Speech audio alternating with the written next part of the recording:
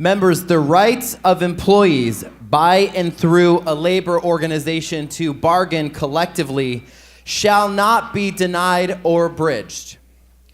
Do you know where that quote comes from, members?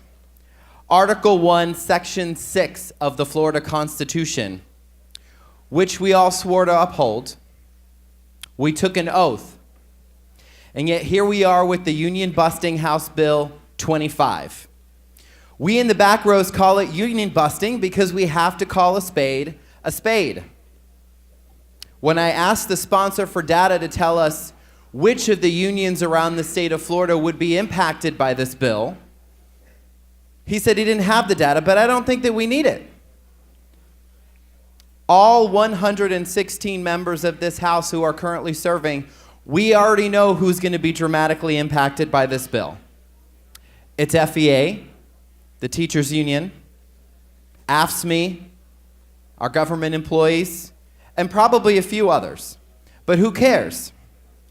Mission accomplished. Isn't that the point of this bill?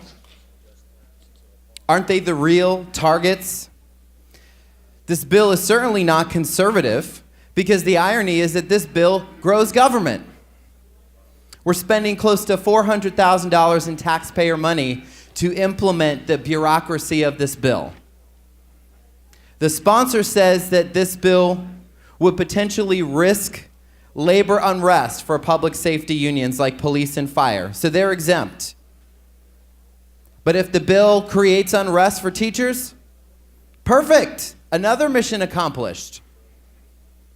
Only the public safety workers are not really carved out because the bill drafters forgot to also exempt paramedics, EMTs, probation officers, and 9/11 dispatchers, who are still subject to disbandment under this bill.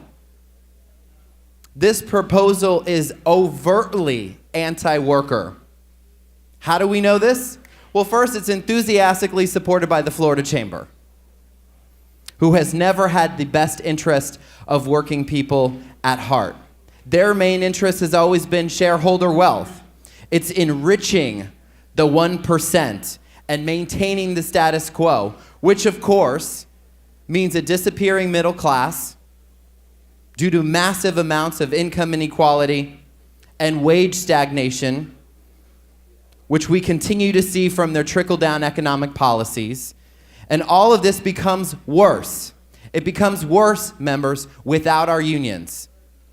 With this bill, we're actually promoting the absurd idea that workers are better off without a union negotiating on their behalf.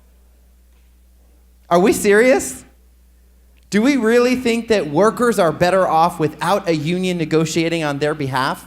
That flies in the face of all available data, which shows the existence of unions raises wages and raises benefits for all. It especially closes the wage gap for women and for communities of color. Members, the question comes down to this.